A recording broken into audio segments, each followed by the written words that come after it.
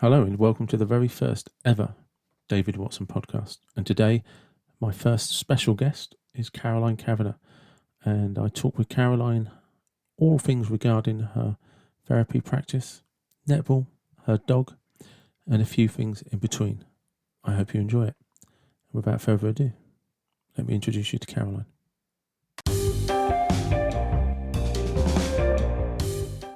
Well, yeah, it's looking very high tech. What you don't realise is, literally before I got the notification to say you joined the meeting, this mic stand fell off the table, and I was on the floor picking it up, and all the pieces that went with it.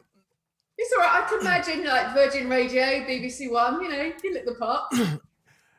There's looking the part, and let's just leave it at that. Because, like I said, I actually discovered since I've had this mic stand, I thought it swiveled, and it's great. I love that. No, it just turns out I hadn't tightened the screw up properly that holds it in place. So, and that being then the best sort of example I can give of my technical knowledge. And I think we are recording. Yeah, it does say we're recording. So this is going to be very. Let's see how it goes. But thank you very much for joining me on this. And you've already cut out. Oh no, you're back. You just completely froze at my end. Yeah, vice versa. You froze. Your picture froze as well. This is going to be good, isn't it? This is the great thing about doing something for the first time, isn't it? Is understanding whether or not these things are normal or is something you did. And if it doesn't work, we'll just do it again another time. Yeah, absolutely. No risk. So how are you? You all right? I'm very well, thank you. Good. Well. So it looked like the video shoot went well.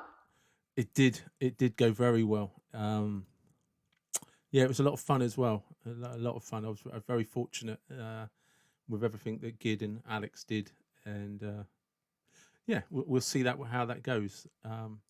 So, as I have very limited editing skills, I decided I wasn't going to edit this at all, and I'll just play it as it is. Cool. But I will give a shout out to Gid, who has actually done me a little intro music.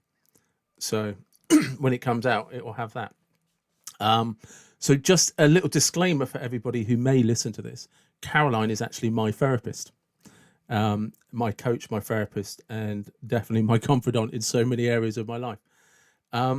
But one of the things before we got into actually could you introduce your dog for me to everyone else? Because one of the reasons I love your dog so much is she's a hugger.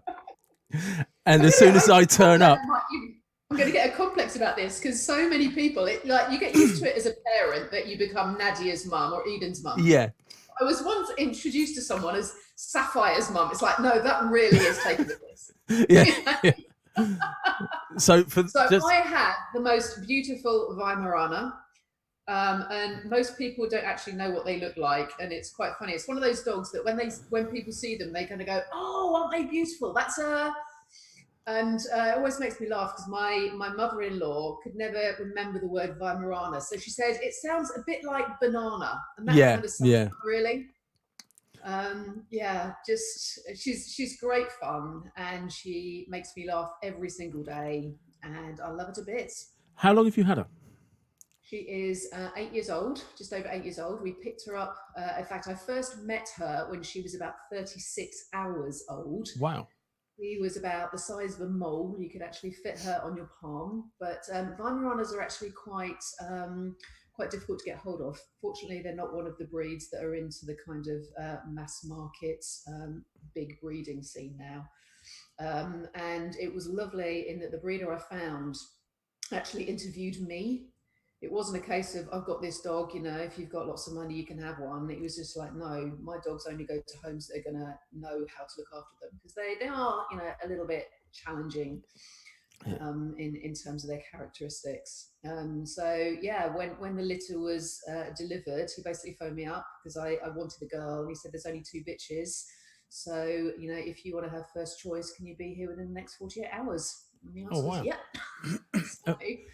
and then we brought her home at 7 weeks old. So yeah, she is very much a part of our family in every way, shape, or form. Well, because I mean, one of the reasons I love her so much is when I come to yours, it's I can't. I'm allowed into the house, but then have to stop for hugs before I can Oh yeah, proceed into the kitchen to go upstairs. It's just like no, we need to have a little meet and greet session, and we're going to have a little hug, and then when we go to the she, kitchen, we're going to hug some she more. is she is such a diva. If Yeah, people don't give her attention, she gets really, really miffed about it. But actually, joking aside, it's one of the things I actually use her because dogs are so instinctive and they are so brilliant at picking up on people's energy. And obviously, a lot of the people that are coming into my home to work with me one to one, I might have, most of them I've had a phone conversation with, but most of them I have never met before. And, I'm here on my own the majority of the time. And so I will take, 5, 10 minutes to make a cup of tea. And what I'm watching out the side of my eye is how is the dog reacting to this person? Because if her heckles are up and she's not happy, then my warning signs are on.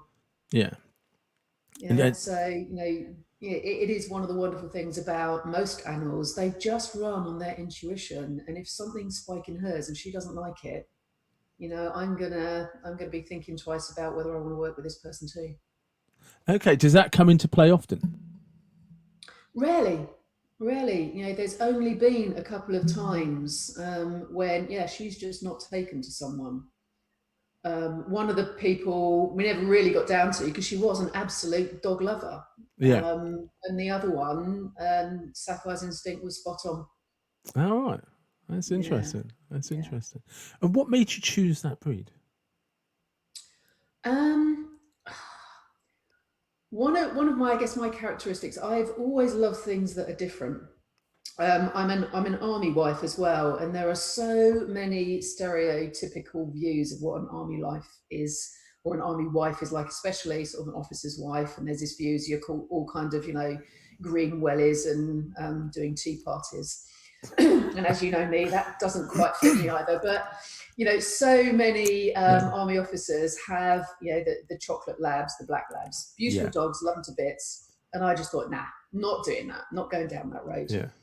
And it was purely a family friend of mine. She had two, what they call German retrievers that are very similar, and they're just beautiful looking dogs. She is a very elegant looking dog. She's a gorgeous dog. Yeah, and on top of that, I'm slightly asthmatic, so having a dog that doesn't molt is beneficial. And yeah, it's just a number of factors that came together, and yeah, they are quite original. So in the village that I live in Wiltshire, there's only one other dog that we ever seen, and I just like things that are a little bit different.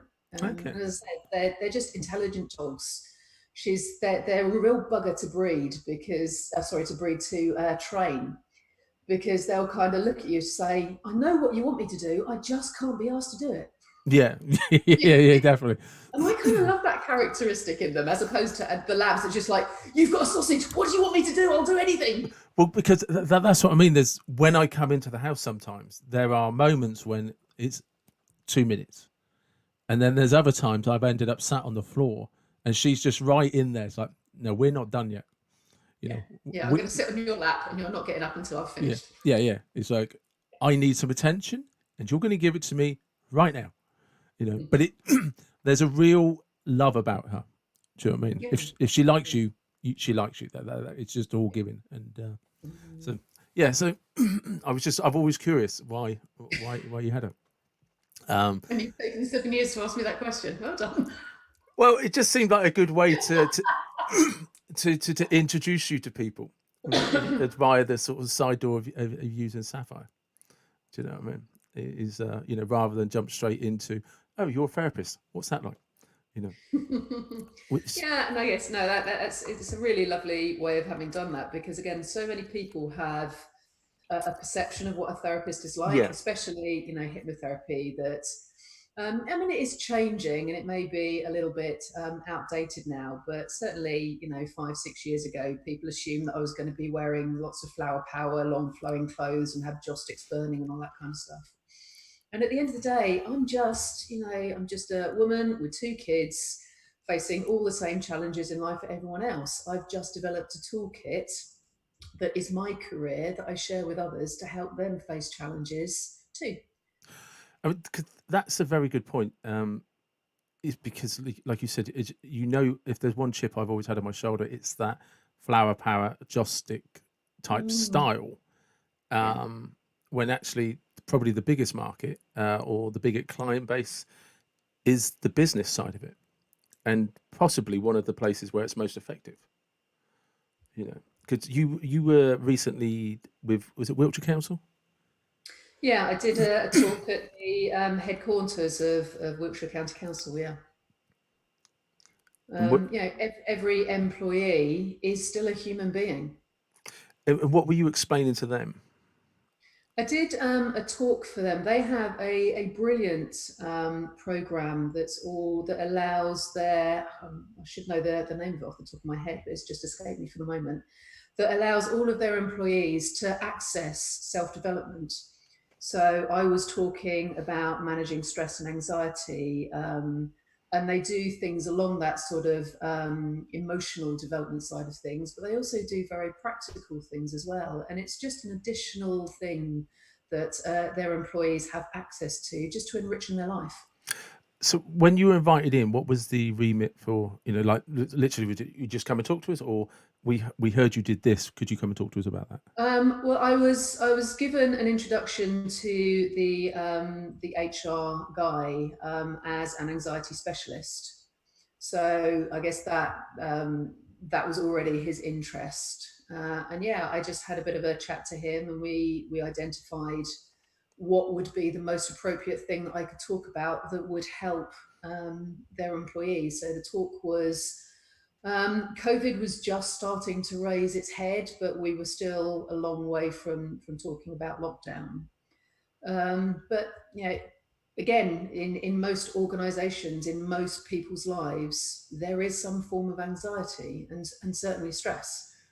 And so the talk, I went through 10 different tools that I use on the premise that no one tool is perfect for every situation, no one tool is perfect for every person.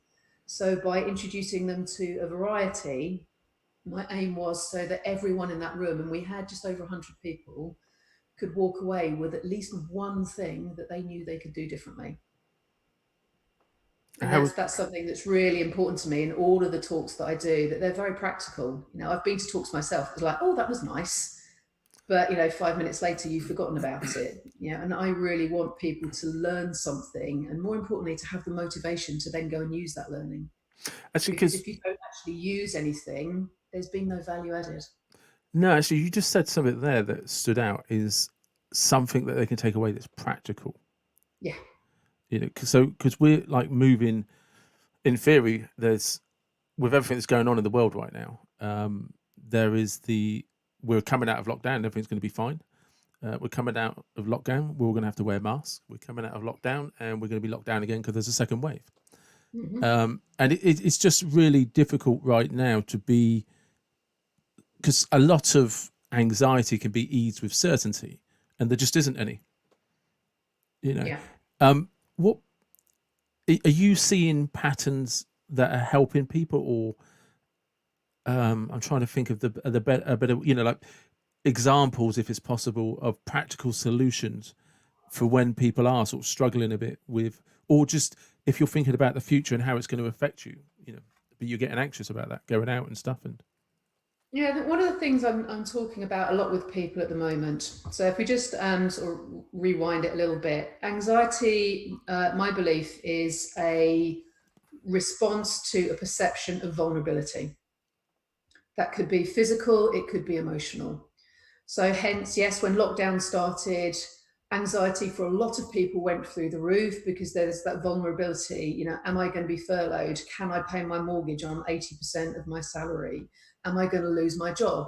So there was a huge amount of vulnerability. But now, 4 or 5 months in, whatever we are, a lot of that people kind of go, okay, yeah, I can still make my mortgage. My job is still looking relatively secure.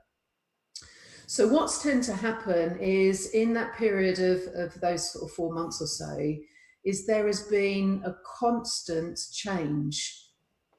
And it's almost like change has become the new stability. And that for a lot of people is actually really, really good I hadn't thought of it like that. Yeah. because it allows them to recognize that, yeah, I was challenged, but it's okay. So we have in our language the phrase comfort zone. Yes. And we all understand I'm in my comfort zone. But the reality is, for a lot of people, the comfort zone isn't comfortable. What the comfort zone actually translates as is I understand how it works. So again, the sort of analogy that I often give to people that most people can relate to is sadly a lot of abused women, once they are, relieved from abusive relationship, often go into another abusive relationship because they understand how abusive relationships work. What they don't understand and what is actually scary for them is loving relationships. Change. So they drift back to something that they're familiar with because that's what comfort zone is about. It's about familiarity. Yes. It's probably a And better explanation of it. when we talk about going outside of our comfort zone, what we're actually saying is I'm going into something that I don't understand how it works. Yeah. Yeah, so starting a new job, you're going outside your comfort zone, you don't know how it works. So I do a lot of work with teenagers when we speak about, the first day you started secondary school. It was all a big new because you might have gone from a little village school that was 150 kids, 1,000 people, wow, quantum leap.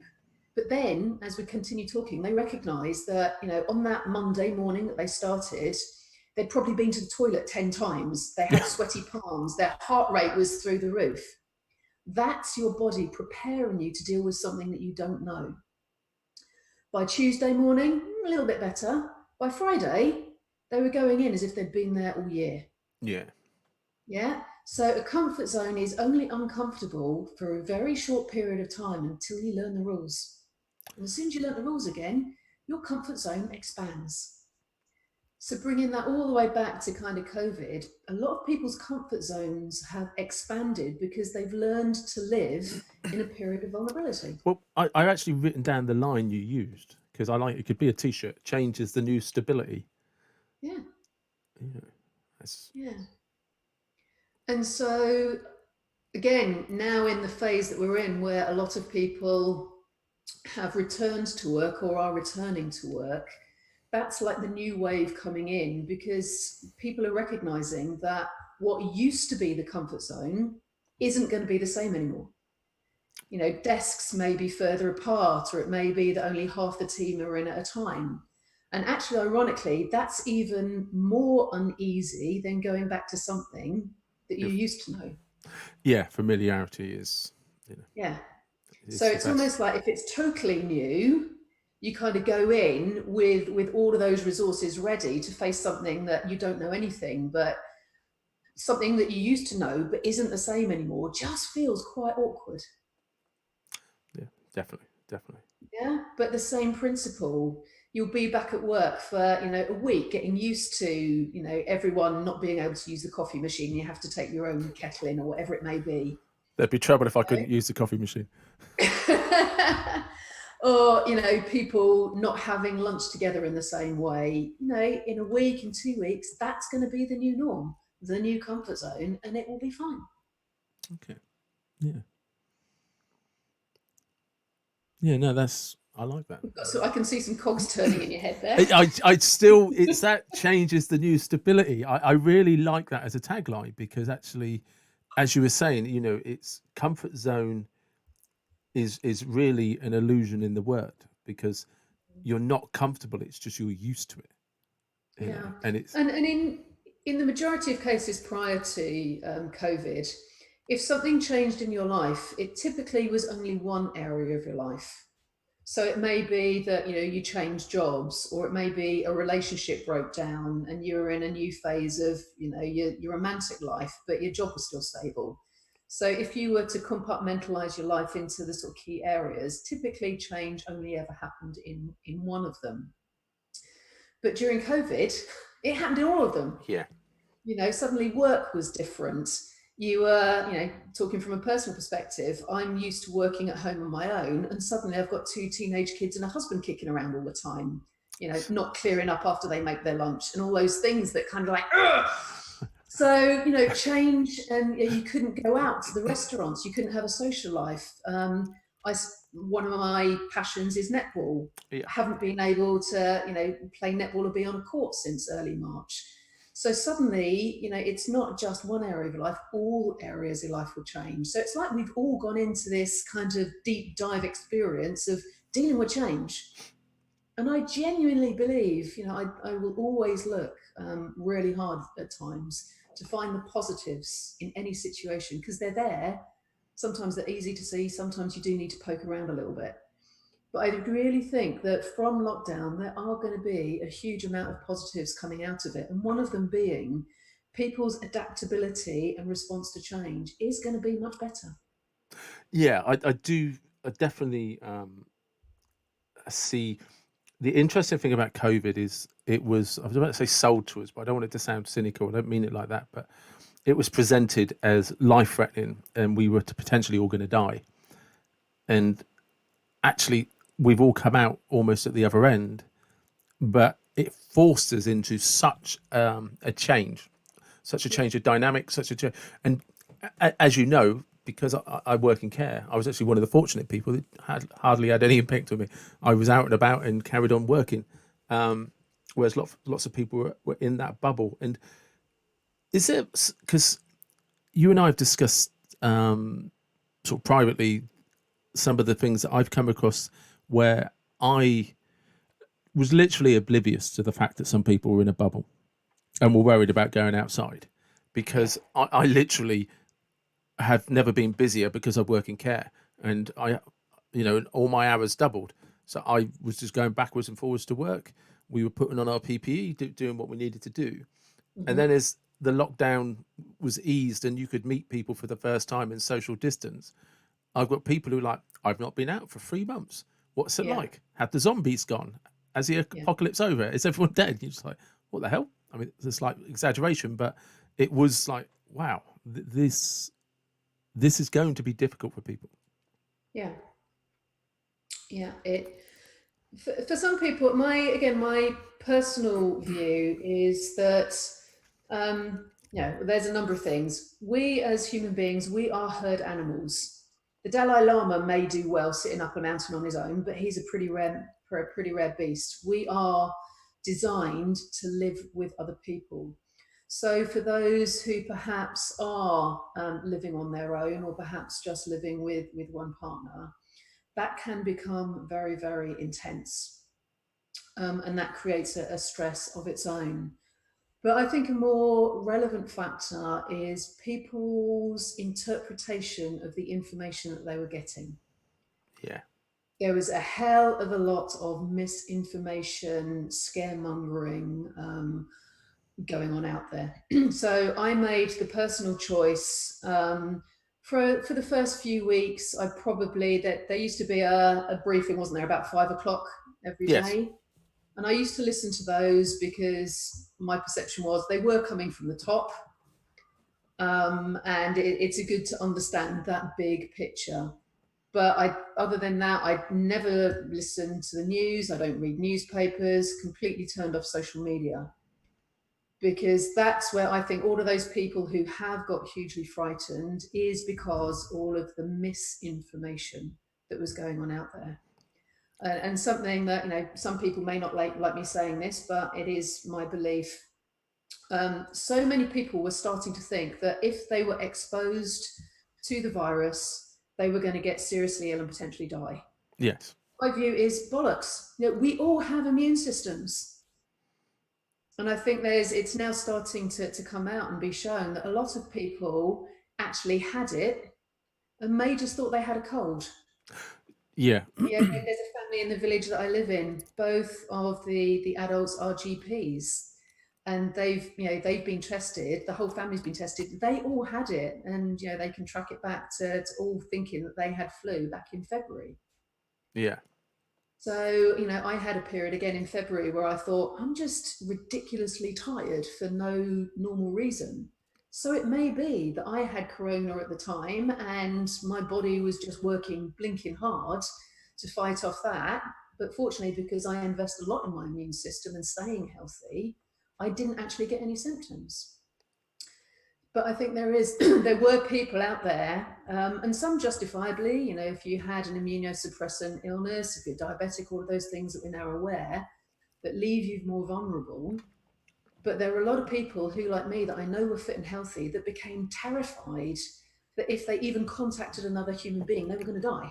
Yeah, well, that was kind of my experience of bumping into people or going around to see people for the first time who had been in these complete bubbles, and it's just like you do realize half the country just carried on because they weren't furloughed, they weren't, and they're like, oh yeah, Mm. but you know, you must have done. No, no, no, we carried on. Yeah, It's like half the country was put in a bubble, wrapped up, and they didn't seem to be aware. It's like what one of the things I noticed, which is what I surprised me, is there was no jump in understanding that while you've been in a bubble, how did you get your packages delivered that came off Amazon? You know, mm. because the driver just popped them on your doorstep and walked away, they kind of lost the connection that a human being put the parcel in a package which got sent to a warehouse, which got distributed to a lorry driver who's been to a fuel depot, filled up a lorry, and has now delivered it to your house. The Yeah, same as the shops have carried on, the farmers carried on, the shop assistants carried on, the shelf stackers carried on. It was just like they didn't. It's almost like they. It was what the Starship Enterprise. You just pressed a button and your meal miraculously appeared. It's just like yeah. no, I talk a lot in many areas about, you know, anxiety and different emotions as well, about calibration. yeah, So, you know, if you take a simple scalar of 0 to 10, we all have a different point that we're comfortable in. So, you know, taking it back to anxiety, I will often live my life, you know, pushing that needle up to eights or nines. You know, I've jumped out of aeroplanes and I'm constantly pushing myself out of my comfort zone because one, I'm adrenaline junkie, and two, I know that the other side of that activity, my comfort zone grows. And I love, you know, just pushing myself and saying, just how far can I push things? So I will voluntarily take that needle up to the eights and nines and possibly even 11 sometimes. But that's okay. Most of the time, you know, it might be down at a 4 or 5. There's other people that I know who want their comfort zone, want their needle to be at a 2. And that's okay for them. Their life, they have a very happy life, living, you know, going to exactly the same place on holiday every year, seeing exactly the same friends, doing exactly the same thing. I'm not judging them. That works for them, and I'm incredibly happy for I them. could easily do that. Yeah, there you go. And that's fine. So this is not about judgment. It's all about you as an individual. What makes you want to get up in the morning and be happy? Yeah, So I don't know why I went off on that line. So talking about calibration, yeah. So we can calibrate risk as well. So similarly, I am prepared to take more risks because I feel very strongly that I am at very, very low risk of getting ill, a negligible risk of, you know, of any fatalities. You know, I don't even get colds the majority of the time, and if I do, it's normally because I've been burning the candle at both ends and yeah, I've got overly tired. There's a justifiable reason. And again, other people, they want their risk to be down at a 1, and so that's okay. I respect that they're a 1, and I also ask for their respect that I might go up to a 7 or an 8. yeah, yeah. It's interesting. Let's all make adult decisions about what is right for us. So, I you agree. know, I hands up, I confess, and, you know, slap me if you wish to.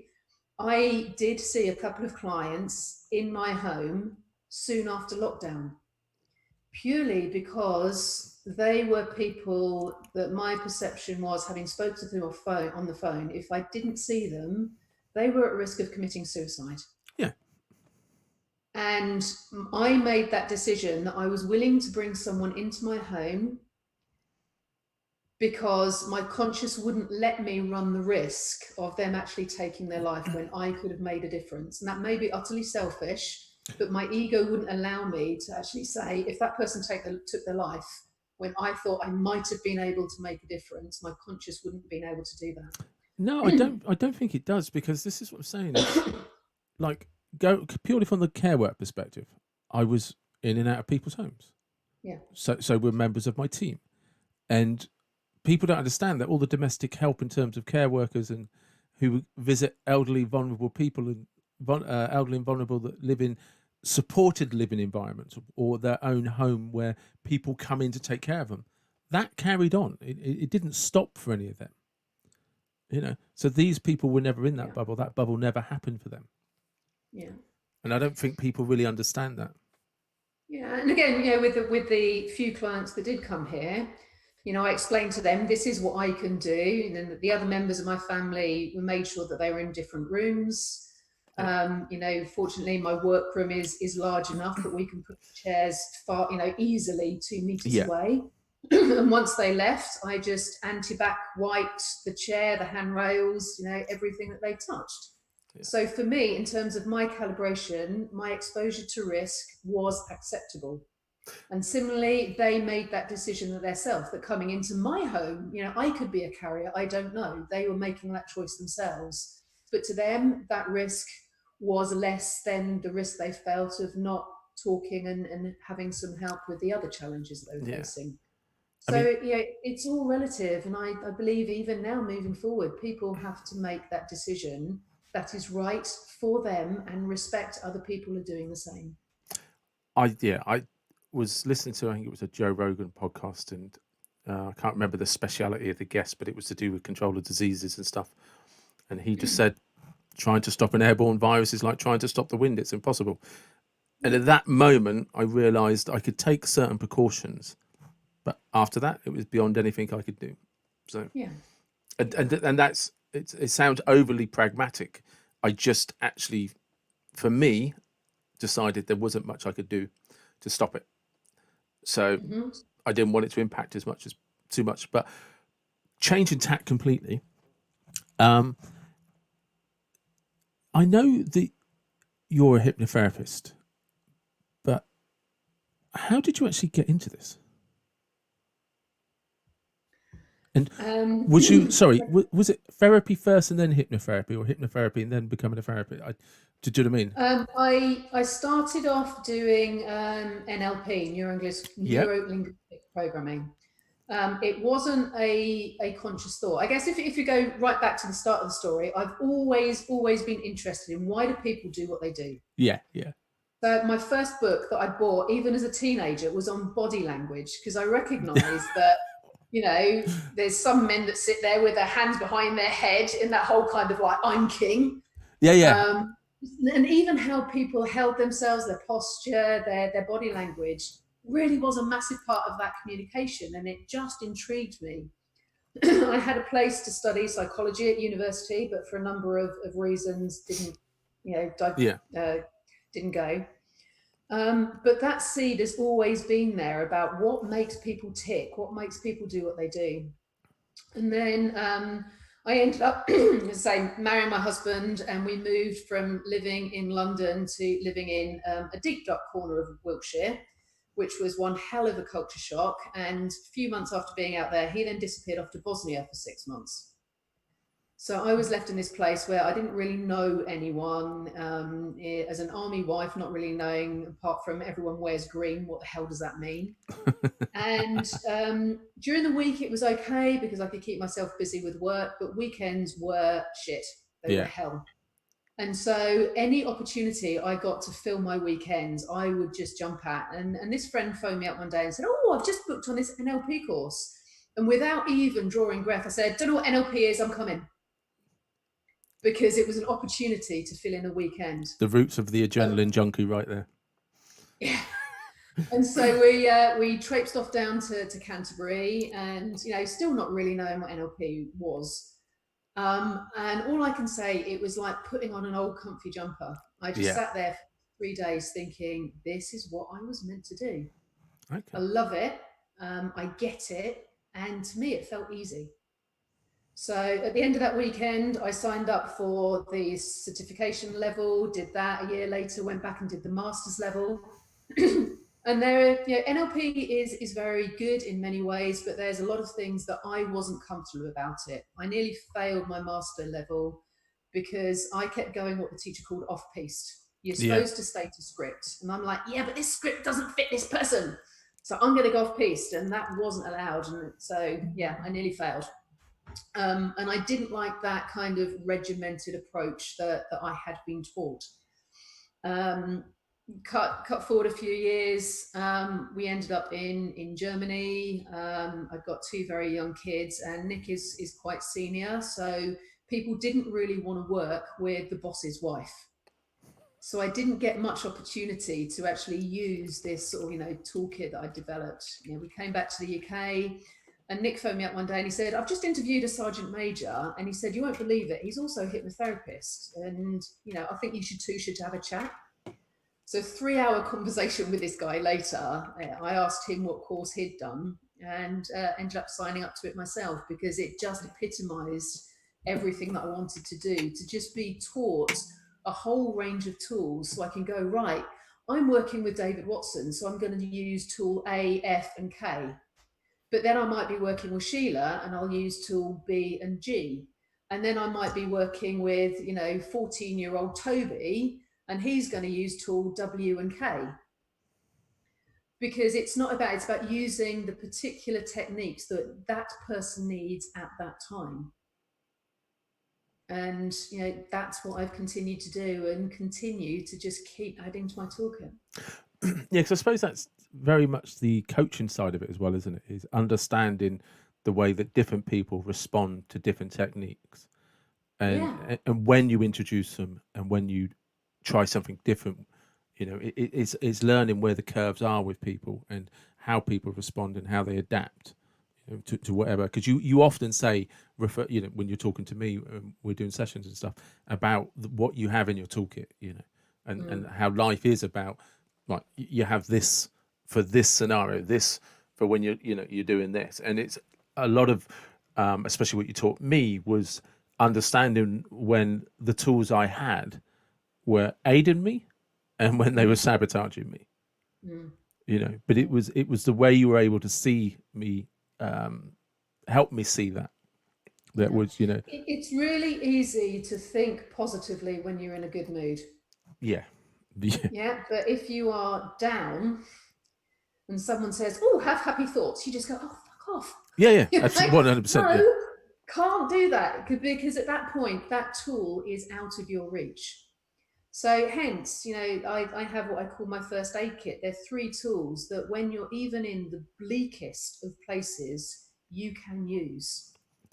Anyone can do it. And they're very, very simple ones, even just changing your posture. So I used to do this a lot with going into, I used to go into schools and sort of do assemblies and workshops for kids. And kids respond to this stuff so, so well.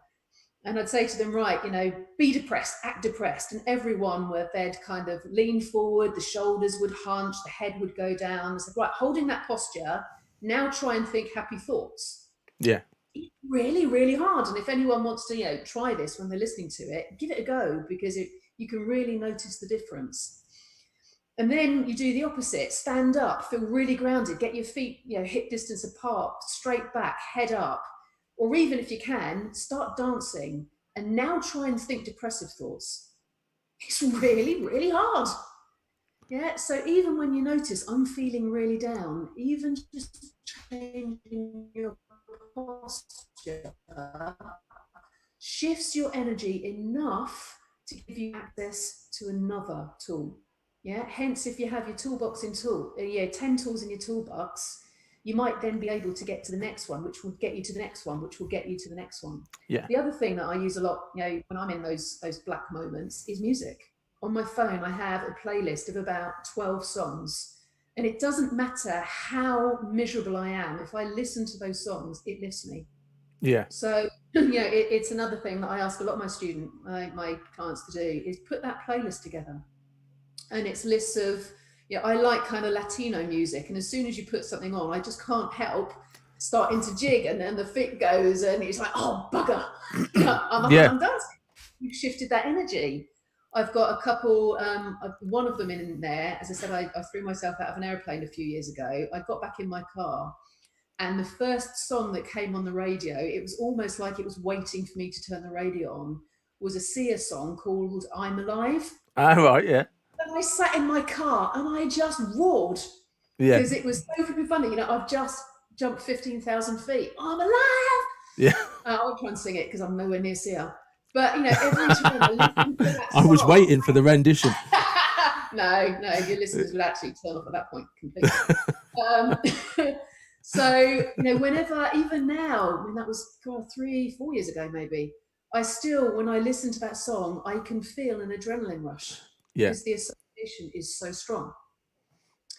So we've all got those bits of music that take us back to a lovely memory, a childhood memory. It might yeah. be someone's first dance at their wedding. It doesn't matter. Mine is cheesy They all have 80s them. pop. Yeah. No, why doesn't that not surprise me? Some, like as soon as you said that, I was thinking, Wham.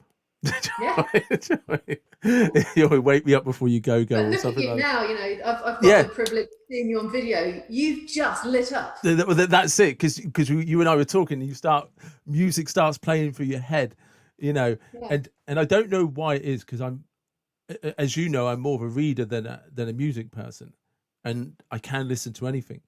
But the stuff that will get me out of a mood is Yeah. cheesy. Everything Yeah. from S Club to Wham. You Yeah. know, if it's cheesy pop culture, I'm all in. You Yeah. know, and it's And so ridiculous. can you imagine, if you were, we all have really down days, down Yeah, periods. If you were in your bleakest of moment, if you listened to Wham, would you feel differently? I can't say I wouldn't because as soon as we started talking about it, there was two things I became aware of. As soon as we started talking about that music, I suddenly started thinking of all these cheesy songs. Like Nina 99 Red Balloons, S Club 7 Reach. Do you know what I mean? Wham, Wake Me Up Before You Go. And then the other thing I became aware of is I don't listen to any sort of down or moody music if I'm not feeling good because Yeah. I'm aware that it suppresses my mood. Yeah. But I Yeah. hadn't actually given much thought until you mentioned it of how Yeah. much the cheesy stuff really lifts me up. Yeah. So another metaphor I use quite a lot is that I don't even know where it came from. It's that adage that it takes a lot of work to get a big stone rolling, but once it's rolling, you can move it very easily. Yeah, And that's the same principle. So listening to a couple of tracks of Wham are not going to get you from being down in the gloom to partying, but it gets the stone rolling. yeah, And once it's rolling, you keep rolling much more easily. And it's always, regardless of whether I'm dealing with someone that's struggling with depression, anxiety, whatever it may be, it's taking that first step. So, a great example was I was working with someone last week. He'd got himself in quite a dismal place, and I pushed him way outside of his comfort zone to the point that he even stood up at one point and went, "I really don't like you." It's like, okay, that's fine. I've got a thick enough skin, and I'm not here to be liked. I'm here to help you, and you are going to do this. And it was all about making a phone call to someone, and he didn't want to make this phone call. But all credit to him. He got on his phone in front of me, contacted this guy, and long story short, this was a long term friend that went back many years that he'd lost contact with, and felt so guilty that he'd lost contact that it was too hard for him to then get back in contact. yeah. But that guilt was absolutely eating him alive. And I said, you just got to phone him. He phoned this guy.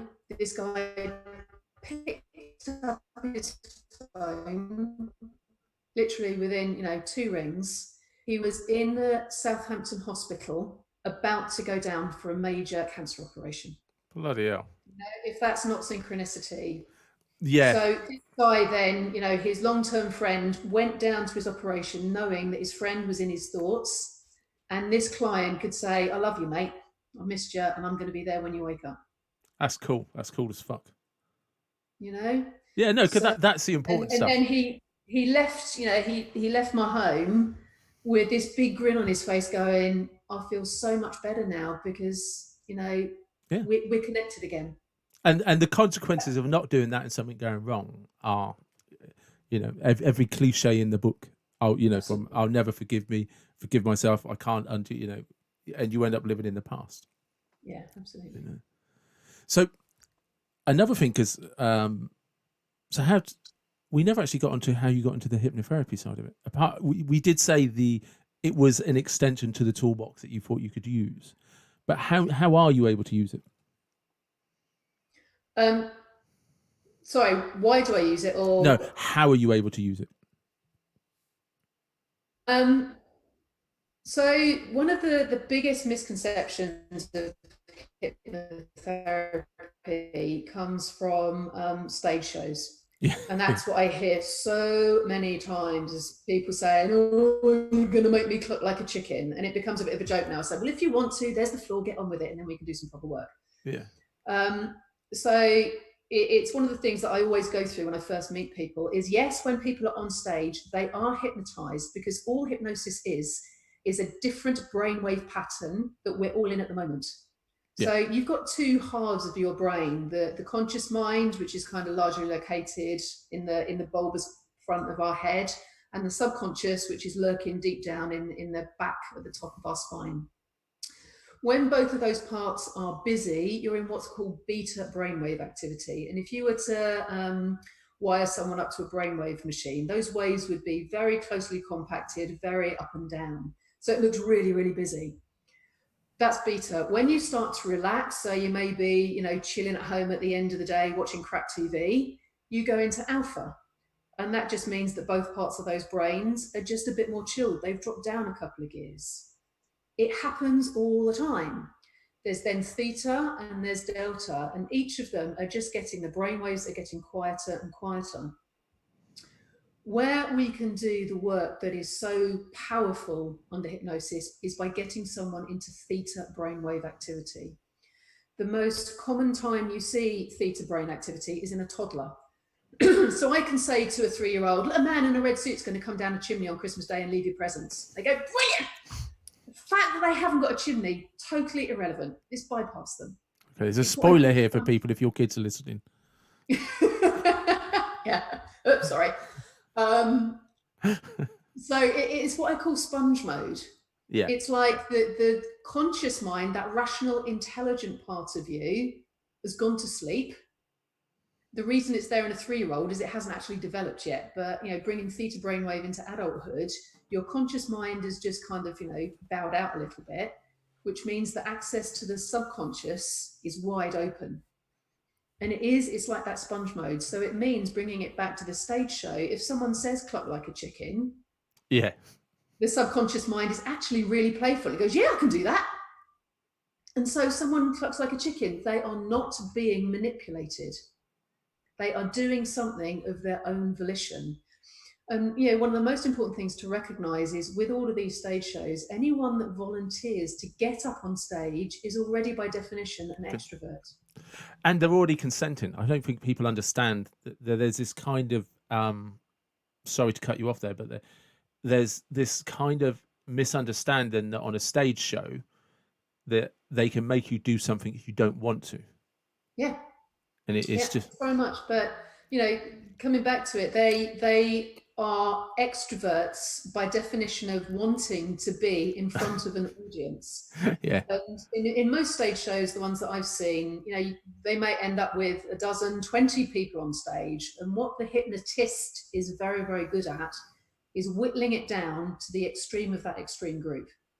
So okay, they will get the extroverts that are kind of off the scale extroverts, because that means that their willingness to do things is half the act. off the scale. They are, Yeah, yeah. And so it means that when they say cluck like a chicken or pretend you're having sex with a chair, whatever it may be, they're going, yeah, I'm happy to do that I did it because, only last night. yeah, that's what I do every night. They're getting the feedback from the audience that is ticking their box in terms of, why they're there. There is, some people may be familiar with the name Darren Brown. Yeah, yeah, yeah. So he is someone that has a foot in both camps. He does my kind of lighter work, but he also does the stage shows as well. He did a series on, I think it was Channel 4 a few years ago, where he tried to either prove or dispel some of these myths around hypnotherapy. And the episode that really stuck in my mind is under very, very controlled circumstances. He was trying to persuade a guy to do an armed bank robbery. Okay, I think I remember something about that in the news. Yeah, and it was, I mean, ethics of it, people can come to their own conclusions on that one. But yeah, it was very, very controlled. And he would get this guy and he'd repeatedly, going about what he could do with this money and putting all of the suggestions in there. But every time he then went to actually do the bank robbery, he dropped the gun. Okay. Yeah, he never actually made it inside the door. He just dropped the gun because his core value was this is fundamentally wrong. Yeah. And that's the most important thing to recognize is no one without using, some serious drugs can manipulate your core values. Yeah. And one of the most direct experiences I had that, again, I was working with a guy, he wanted to give up smoking.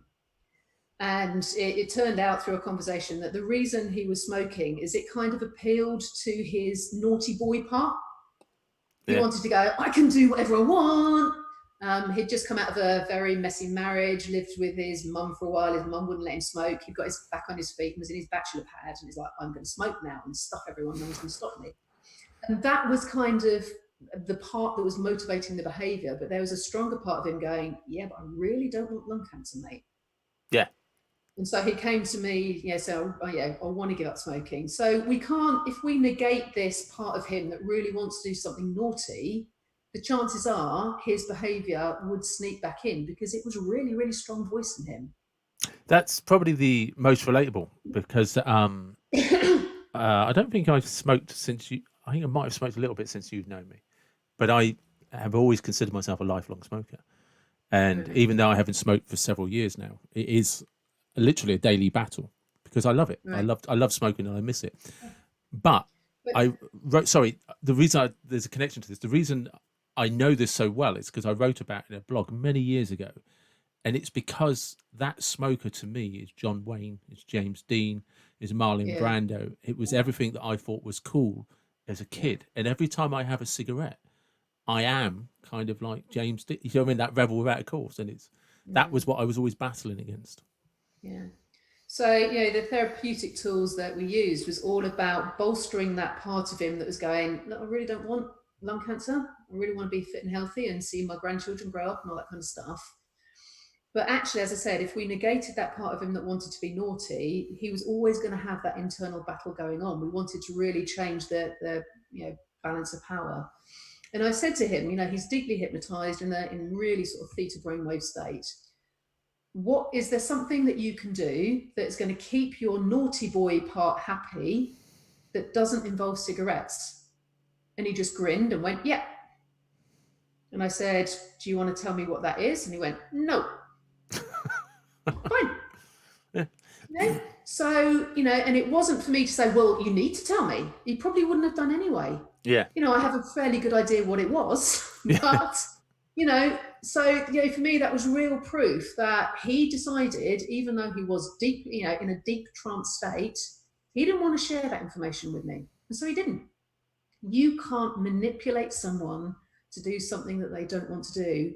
But more importantly, that's not what I want to do. I'm not here to manipulate someone. I'm not here to be entertained. I'm here to help someone make the changes that they want to Yeah. make.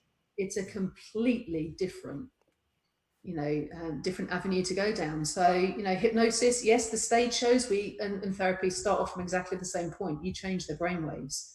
But then stage show goes right. It's all about entertainment, making people laugh. Therapy goes left. It's about working with that person to help them change their behavior. Do you find with your therapy that it's more of your clients are extroverts or introverts? Oh, good question. Um,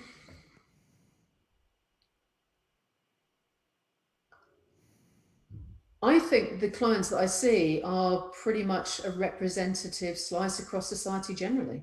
Okay. Yeah, so I will see some people who are great extroverts. I will see some people who are other end of the scale on introversion. And actually, it really doesn't matter either way. No. If you are extrovert, it doesn't make you easier to be hypnotized. If you're introverted, it doesn't make it harder, because like we've already discussed, it is just a natural function that your brain can go into, from changing from beta alpha into theta, that you do every day anyway. All I do is just teach you a process that gives you control of doing it. And I take it this is a process they can then take home and use as part of their daily toolkit, sort of thing. Just by doing it once. In the Just first session, you learn how to do it, you can then do it. And it's a bit like, learning to ride a bike. yeah, You might be a little bit wobbly at first, and the more you practice it, the more you can do it easily, to the point that you jump on a bike without thinking about it. So I can get myself into really deep theta brainwaves within seconds. I've been doing it a long time. yeah, yeah, yeah, of course. And getting people through the door, like, because you and I have discussed this over the years, how attitudes are slowly changing, Yeah, and that there's different generations that are more. No, it's okay to actually go and see somebody because I yeah. can live a better life with some input from somebody. Where are you seeing the big differences, the biggest changes through generations, but still the generations? Is there still a generation that's just like, let's just be stoic and stiff upper lip, who are harder to get through the door, or has most of the barriers been broken down now? I wouldn't say so much a generation. I think there is still very much a gender difference. Okay. I think Prince William is doing a great job with the campaign that he's running about, it's okay to talk about your problems, guys. Yeah. I think that is starting to make a difference. But I still see, a lot of the men that I work with. And if I think back to when I first started my practice 10 years ago, oh God, I probably saw less than 10% men. Whereas now, I think last time I looked at the stats, it's about 35% male compared to female. It's because you have a dog. Maybe. Man's best friend and all that. Yeah, that's the reason I give her really good pet food. Yeah. That's a reward. Um, so I think it is changing. I guess the biggest change that I've noticed over those 10 years or so is more and more people are saying, I don't want to be drugged. Yeah. It's kind of like, I know if I go to the doctors, and I don't want to sound negative against GPs. I've got a lot of friends who are GPs, they do an amazing job, but they don't have the time to do the work that I do. And That's often the GPs will, the tool that they have accessible to them is to give antidepressants, yeah. is to give pharmaceutical drugs. Again, I'm not against that at all. If you've got, an infection, have some antibiotics, because it will help your body recover. If you've got depression, take some antidepressants, but then understand, why did you get depressed in the first place? It's not about dealing with the symptom. Look at the cause. And that's what the GPs don't have time to do. So yeah, I think that probably is the most significant change. Is more and more people are saying, I don't want to take drugs or continue taking drugs. I want to deal with what's the root cause. Yeah, because of course there's the stigma around. There is a stigma around taking antidepressants. There's a stigma about going to GPs, and strangely, or strangely to me, I'd never actually considered that.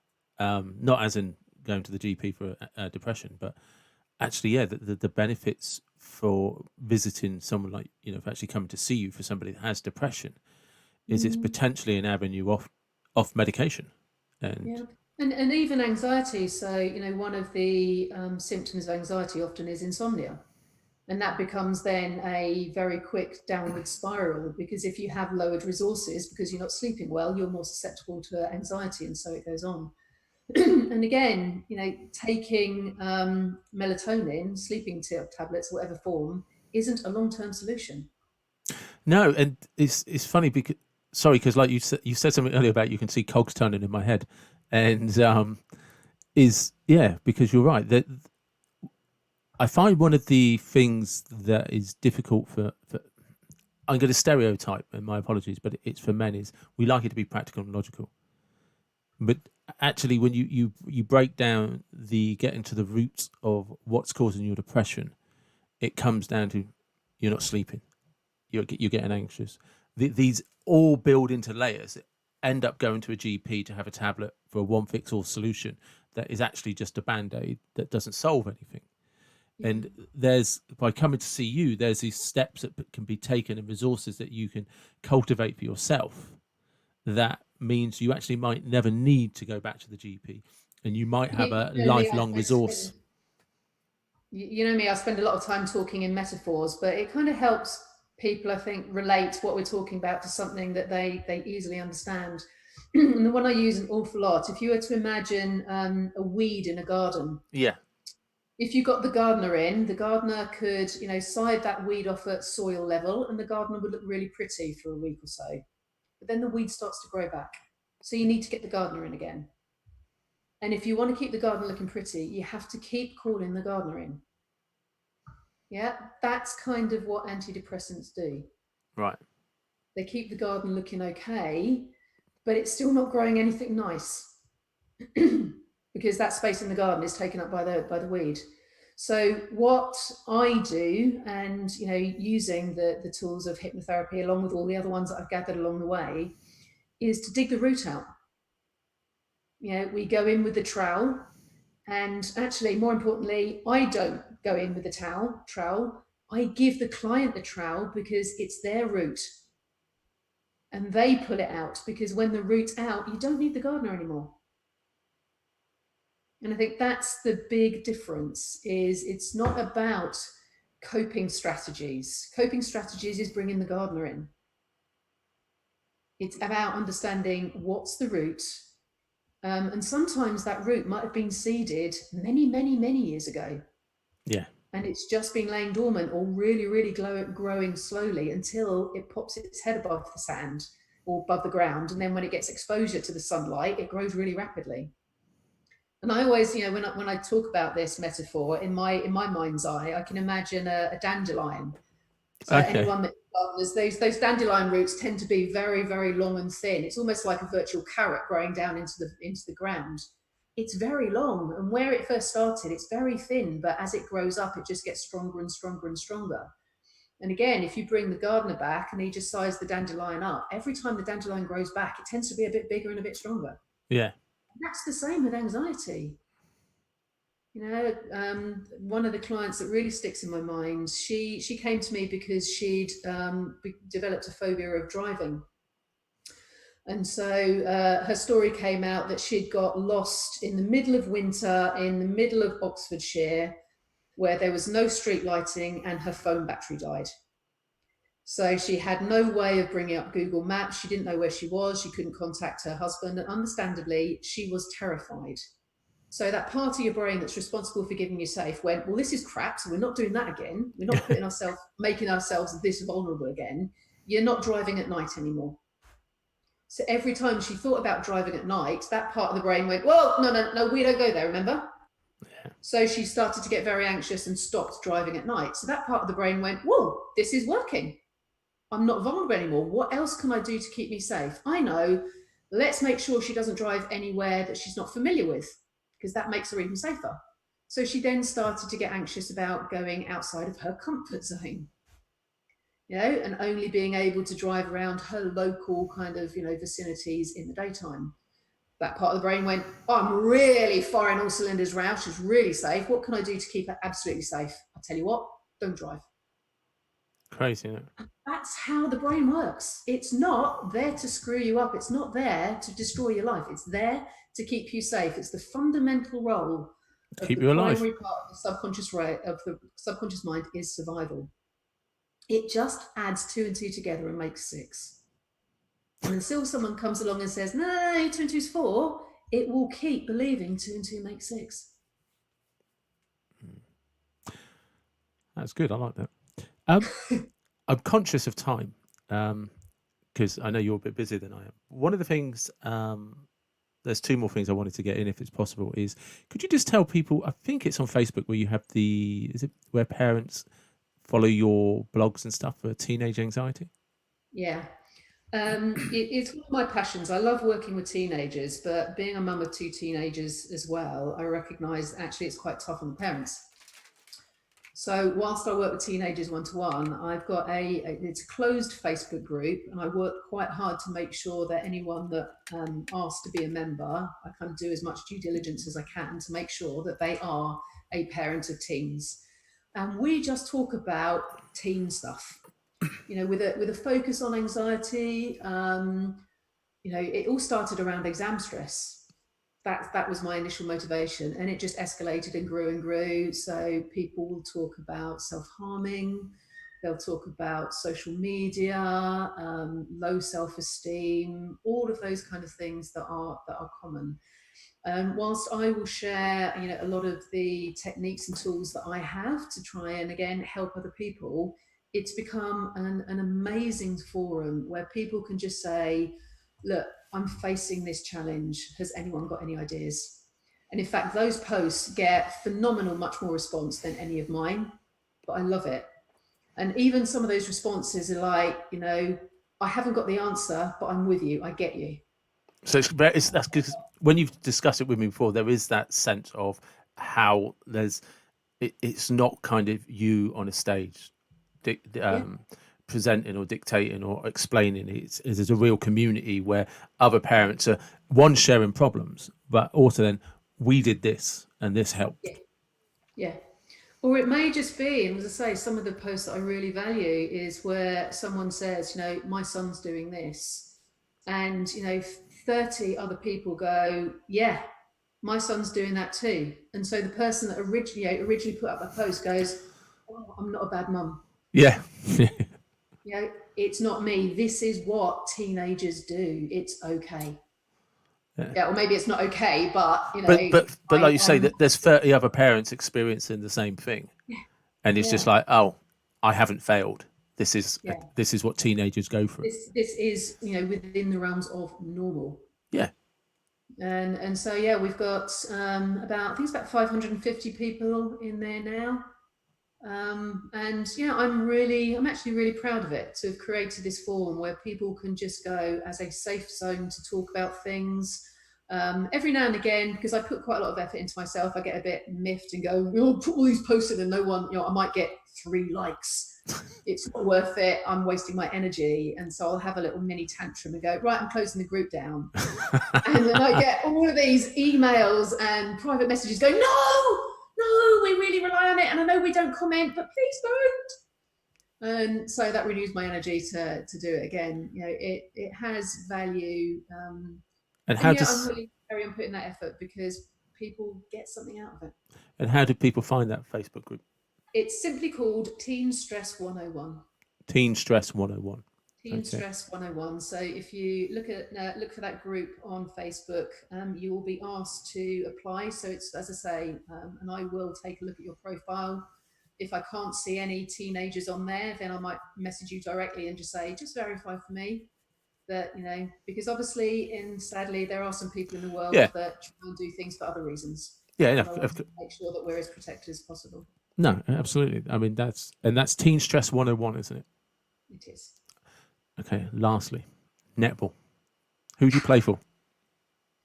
I play for a club called Spire Reds, and actually, at my slightly maturing age now, I went back to playing last summer, and it was funny. So I put it in perspective. I am probably about 3 times the age of the next youngest team member in my group. But I went onto court with the mentality of those 16-year-olds. And the umpire at the time was a friend of mine. At one point, she sort of grabbed me and went, Caroline, what the fuck are you doing? Calm down.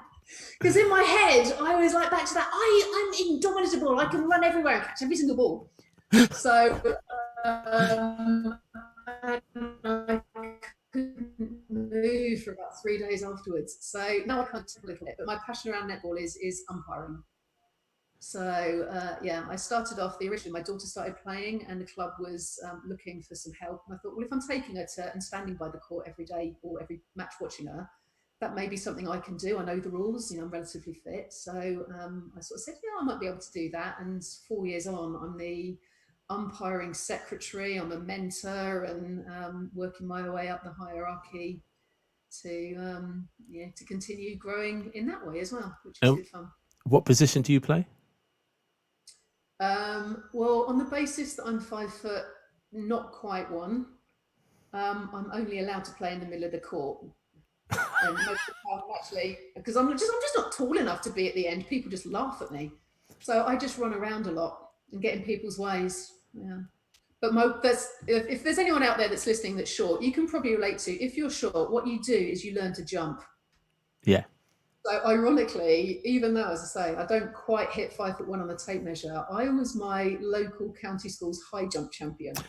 Well, it's interesting you say that because, as you know, I'm only about 5'7", 5'8", and I always got to county every year for high jump. Yeah. Do you know what I mean? I always So won an yeah, area, and I'm no good being in either end of the court in the D's at netball because you can't necessarily jump when you're marking someone or shooting, but yeah. when you're running around in the middle of the court, I can get interceptions and stuff like that purely because I put my frog head off and on and off we go. So you're well into the. Is it 4 years? You said you've been umpiring now. Yeah, yeah. Given a choice, umpire or play? It would be a tough choice, but I would come down on umpiring because that's where I can make the most difference. Okay. Yeah, so there wouldn't be a game if we didn't have umpires. Right. Um, and the quality, it's a bit like, for the guys out there are so many armchair referees, but the crap referee on the field, the game doesn't go well. It definitely doesn't. No. So by being a good umpire, I'm helping the standard of netball to be played to be better. And certainly when I umpire the women, so I umpire at sort of quite high regional level. And the women will always start off in that first 5 minutes testing the umpires. How far can I push the rules? Yeah. And as soon as you start pulling them and giving them that kind of look, it's like, I know what you're doing. They kind of go, oh, okay. And the game just starts flowing much more smoothly. And I'm now sort of there's four kind of tiers of umpiring. I'm at tier number 3, or working at tier number 3, because that then allows me to start mentoring the juniors. And also when I get this 3rd tier level, it means I can start becoming an assessor. Okay. So in my 70s, I can still be doing that. So it means that my contribution to sport that I've been playing since I was 8 can continue. So it's interesting. Could you say in my 70s is so this is a determination for a lifelong passion? Oh god, yeah. Whilst I can still stand and talk, there's no reason why I can't be helping the next generation of umpires develop too. And is netball strong in the UK still? Because I remember years ago it was very strong. I don't know anything about it these days. It adds, I wouldn't just say strong, it is thriving. Okay. It's absolutely thriving. It's fantastic, absolutely fantastic to see. It's a bit like, I think rugby is going through something similar, that there's back to netball, there's walking netball, there's wheelchair netball. So really there is, and in fact I was reading something, there's a quarterly magazine that England Netball put out about netball for the deaf and the blind and people with can you imagine catching a ball when you're blind?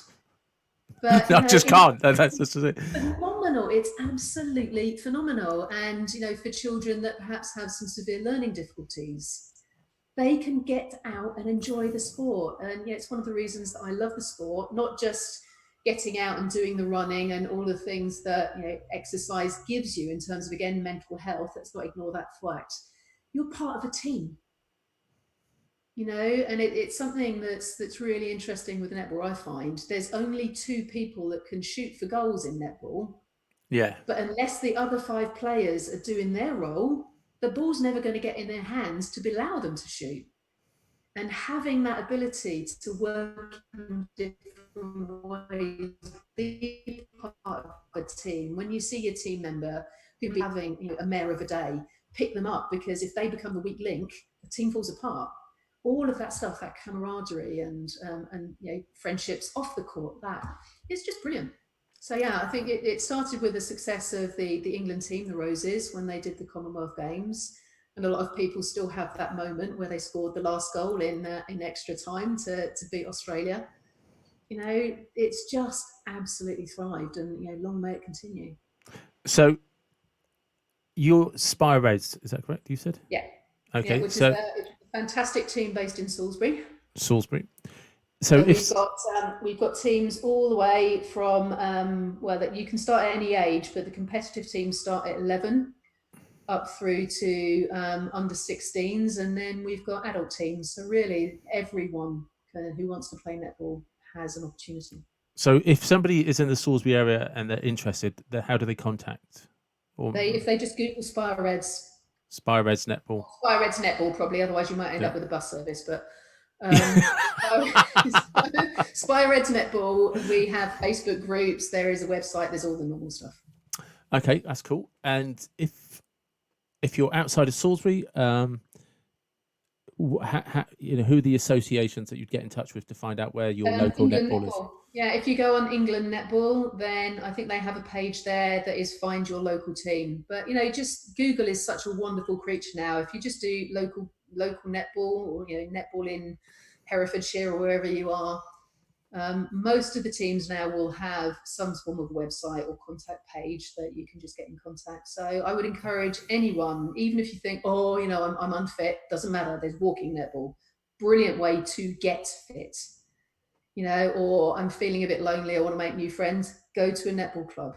You've got an instant, 10 other women that you're gonna be encouraging you, and you'll have that connection. Okay. And if you don't like it, fine. Stop. Yeah, You don't know until you try. and change is the new stability, as you said. So, There you go. just to round up, um, could you tell me a little bit about your book, Anxiety Alchemy? Isn't it? Anxiety Alchemy, yeah. Anxiety Alchemy is a book that I wrote a few years ago now, and it really puts a lot of the tools that I use into a usable form that someone can do on their own.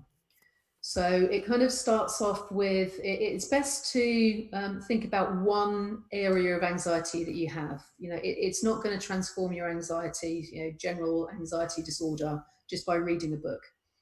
But if you say, for example, okay, I have a phobia of dogs, which is quite a common one, and you just work through it with that phobia and learning how to use the tools. And when you feel that phobia releasing, you can then go back to the beginning and say, okay, that's worked. So now how can I apply it to the next thing? So, it very much is a way of learning how to use some of the tools that I would use with you face to face, but you're doing it on your own just through learning. Reading the book cover to cover isn't going to make much of a difference. Yeah. It comes back to, I can have a toolbox full of tools. In fact, I've got a saxophone in my bedroom that hasn't seen the light of day in 10 years. I can't call myself a musician because I don't bloody use it. So, it's the same. You can read the book, and if you might learn one tool that, 3 pages of reading, put the book down and use that tool for a couple of days. Then pick the book back up, read the next 2 pages, learn the next tool. Try that for a week. It's a real dip in and dip out. But I can say with absolute conviction, the tools work. Yeah. It's about your choice of whether you choose to apply them or not. It's very readable. One of the things, it's funny, people often say to me, whether they've read the book or blogs or whatever it may be, is when we meet you, Caroline, it's just like we read you. I don't know how else to communicate. I can't do posh. I try and do academic sometimes, it doesn't necessarily work. So, how I write is how I talk. So, when you're reading that book, it is like I'm talking to you. And so, people that have got the book say, yeah, it's very digestible, very easy to understand. It's not academic, it's just very, very practical. Cool. And your website is? Website's very easy. You just need my name. It's carolinecavanagh.co.uk. And I'll make sure there are links in all of Bless you. the social media that we do. And And that's, I take it, is a great place to sign up to your newsletter. Yeah, there's I send a newsletter out. The aim is every couple of weeks. Doesn't always hit it, but that's my target.